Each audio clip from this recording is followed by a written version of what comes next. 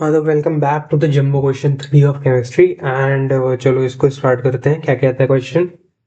Project Titan the nitrogen cycle. अच्छा, scenario क्या given है? You are the lead chemist at a plant that converts atmospheric nitrogen into high grade fertilizers and explosives. अच्छा, the process occurs in three distinct zones.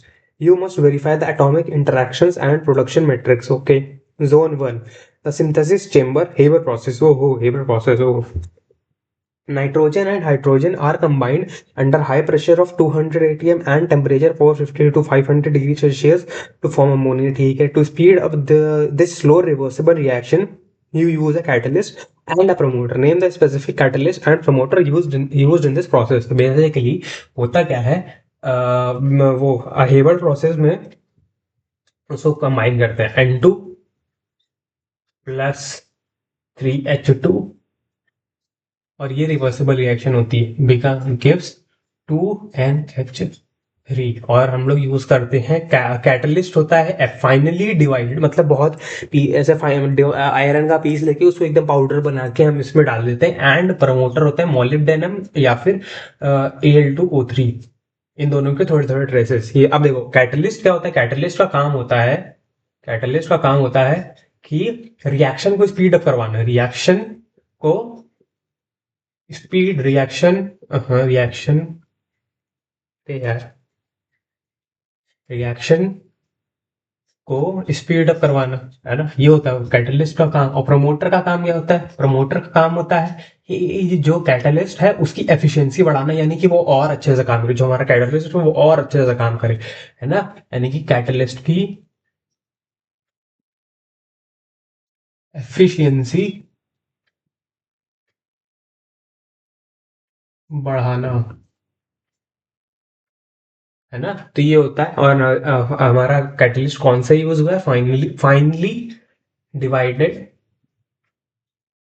iron. This is our ये finally divided iron and promoter is molybdenum. promoter molybdenum या फिर Al2O3 aluminium oxide के traces of और Al2O3 simply. This is our catalyst and this is our promoter and इन दोनों का काम क्या होता है ये भी मैंने बता दिया। जैसे कैटलिस्ट को ये नहीं कह सकते कि रिएक्शन को स्पीड अप ही करना उसका काम होता है। कैटलिस्ट कुछ भी करता है, रिएक्शन को स्पीड अप भी कर सकता है, स्पीड डाउन भी कर सकता है, डिपेंडिंग अपॉन हम उसको यूज में किस तरह चाहते हैं। तो यहाँ पर एफ की जो लिया गया है वो यूज में इसलिए लिया गया है ताकि कैटलिस्ट रिएक्शन को स्पीड अप करे, क्योंकि रिएक्शन वैसे ही बहुत स्लो हो रही है। इस वजह से रिएक्शन को स्पीड अप करने के लिए हमने यहाँ पर कैटलिस्ट फाइनली डिवाइडेड आयरन लिया गया है। एंड उसकी एफिशिएंसी बढ़ाने के लिए मोलिब्डेनम या Al2O3 के ट्रेसेस को लिया गया। अब नेक्स्ट क्या है? हम्म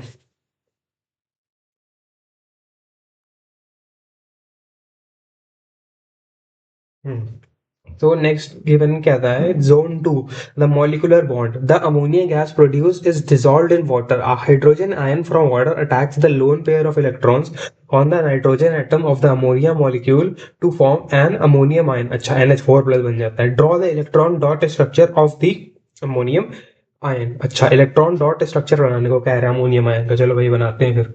देखो एन, सबसे पहले क्या है?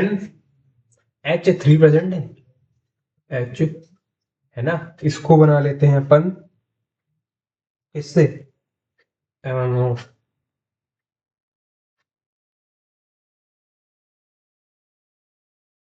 देखो इसके पास कितने हैं? एन के पास है दो, नहीं, एन के पास होते हैं 5 वैलेंस इलेक्ट्रॉन्स, है ना। एक इधर जाएगा, एक इधर जाएगा, एक इधर जाएगा, बाकी दो बचे इधर रख देते हैं, है ना।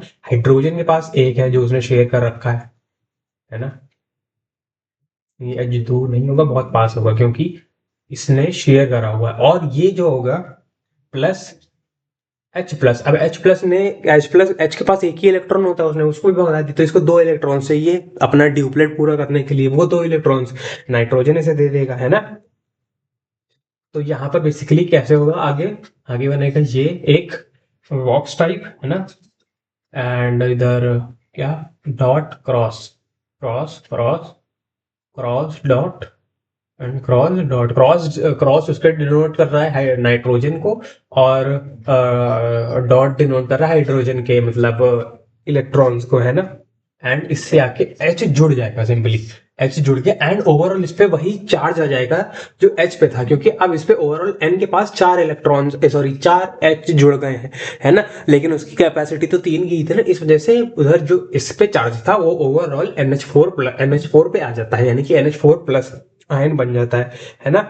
एंड इसके बाद इसको हम किस तरीके से शो करते हैं, कुछ ऐसे देखो, NH, H, H, है ना। यानी कि ये अब इसमें ये क्या है, ये है कोवेलेंट बॉन्ड, ये है कोवेलेंट बॉन्ड, ये भी कोवेलेंट बॉन्ड, लेकिन ये क्या है, ये है कोऑर्डिनेट बॉन्ड। मतलब इसने दोनों हाइड्रोजन ने उसके पास आया, भैया मेरे पास कुछ नहीं, नाइट्रोजन साहब, नाइट्रोजन ने दयालु एकदम दया मतलब कर दोनों इलेक्ट्रॉन्स इसके साथ शेयर कर लिए अपने ही, लेकिन वो रहा उसके पास भी, मतलब ये था उसने शेयर किया, बट उसके उसका भी हक रहा उन दोनों पर, तभी तो इसकी बैलेंसी पूरी होगी एन की, वरना ऐसे थोड़ी कि दानी भाई तुम ले जाओ दोनों इलेक्ट्रॉन्स को, ऐसा नहीं, शेयर कर रखा है कि तुम्हारे पास भी रहेगा मेरे पास भी रहेगा, लेकिन है मेरा ही, है ना। लेकिन यहाँ पर क्या हुआ इस वाले केस में, आधा एच का है आधा एन का है, तो दोनों की बराबर हिस्सेदारी है, लेकिन यहाँ पर एन की ज्यादा, मतलब एन की ही पूरे हिस्सा, एन का ही पूरा हिस्सा है, बट उसने क्योंकि दयालु है उसने शेयर कर रखा है। तो ये है करेक्ट मेथड बनाने का, क्या हमारा ये कोऑर्डिनेट बॉन्ड वाला, है ना। अब इसमें गलती क्या क्या हो सकती है देख लो ध्यान से। गलती ये हो सकती है कि हो सकता है प्लस भूल जाए ऐसे, ये प्लस भूल जाए, है ना। ये प्लस नहीं भूलने का भाई, ये प्लस प्लस भूल जाओगे तो गड़बड़ हो जाए, क्योंकि ये प्लस आ जाता है, इसीलिए तो NH4+ कहते हैं ना फाइनली हम लोग, इसलिए प्लस नहीं भूलना है ना। प्लस बना के ही आना है। और क्या गलतियां हो सकती हैं, और ये गलती हो सकती है कि कोई यहाँ पर ऐसे बना के आ सकता है कि ये देखो, ये ना बना डायरेक्ट ऐसे बना दी, ये भी गलत है भाई, कोवेलेंट बॉन्ड थोड़ी ना, ये कोऑर्डिनेट बॉन्ड है, तो ये एरो दिखाना वेरी इंपॉर्टेंट, वरना गलत हो जाएगा, है ना। और क्या गलती हो सकती है, और ये गलती हो सकती है यही वाली कि मान लो किसी ने ये सबको क्रॉस ही मान लिया, एच वाले का भी क्रॉस मान लिया, ये तो इससे क्या पता चल रहा है कि जो एच के पास भी क्रॉस मतलब सेम टाइप के इलेक्ट्रॉन्स हैं, एंड एन के पास भी सेम टाइप के इलेक्ट्रॉन्स हैं।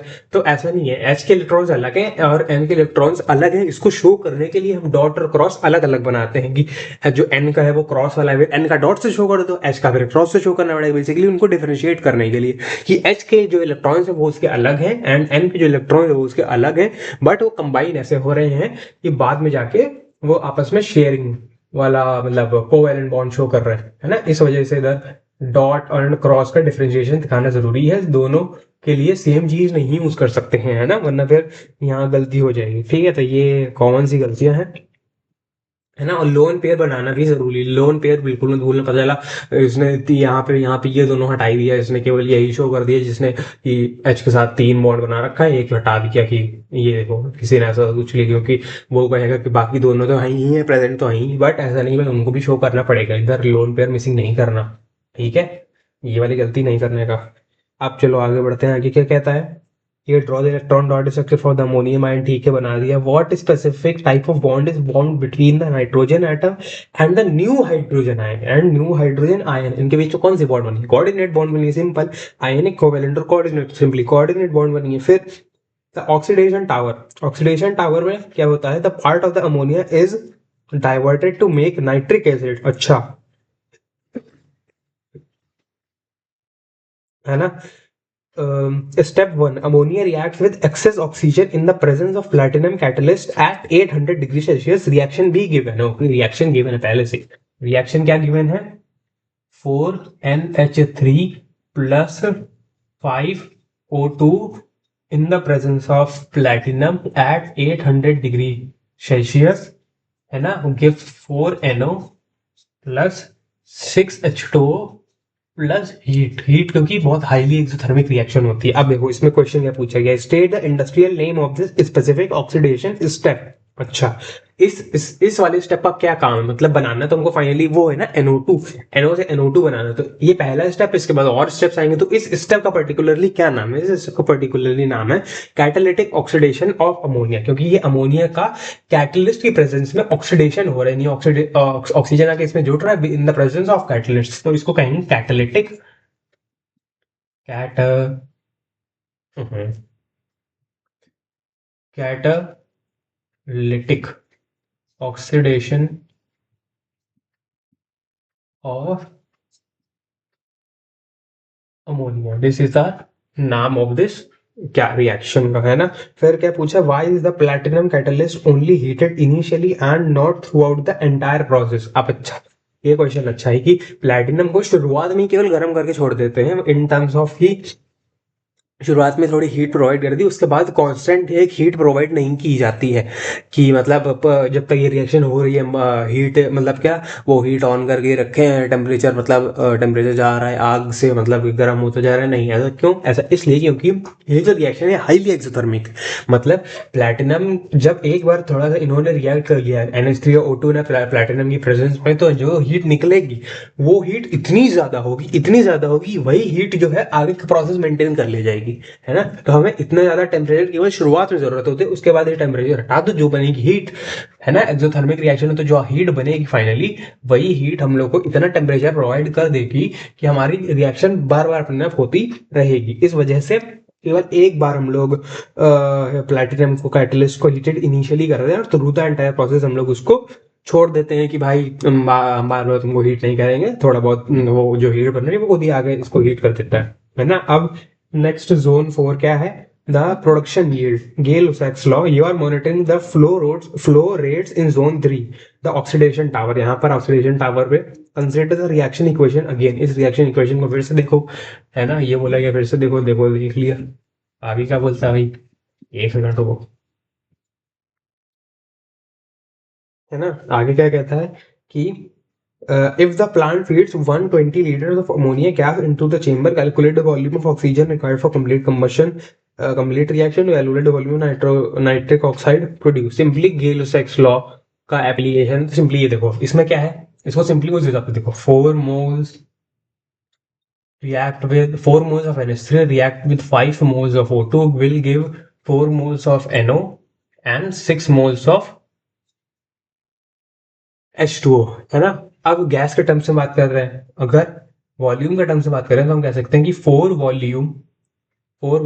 लीटर 4 डेसीमीटर वॉल्यूम की कोई भी यूनिट चल जाएगी। 4 volume of NH3 reacts with 5 volume of O2 that will give 4 volume of NO and ये यहाँ पे कुछ नहीं लिखेंगे, क्यों, क्योंकि हम लोग इधर गेल-लुसाक्स लॉ में सिर्फ गैसेस को हम लोग कंसिडर करते हैं, गैस ये लिक्विड है भाई, वाटर को हम लोग कंसिडर नहीं करेंगे, इस वजह से 4 वॉल्यूम 5 वॉल्यूम 4 वॉल्यूम। अब सिंपली क्या पूछा गया है कि अगर हमारे रिएक्शन में 120 लीटर्स ऑफ ये प्रेजेंट है, 120 लीटर्स अगर NH3 प्रेजेंट है तो हमारा O2 कितना खर्च हो रहा है और NO कितना प्रोड्यूस हो रहा है। अब देखो, अगर हम लोग इसको उसके हिसाब से सॉल्व करें, किस हिसाब से कि अगर इसका 4 वॉल्यूम, इसका 4 volumes of NH3 reacts with 5 volume of O2 यानी कि 120 लीटर्स ऑफ NH3, देखो इसको ऐसे कर सकते हैं कि 4 वॉल्यूम ऑफ NH3 के लिए कितना लगा, 5 वॉल्यूम ऑफ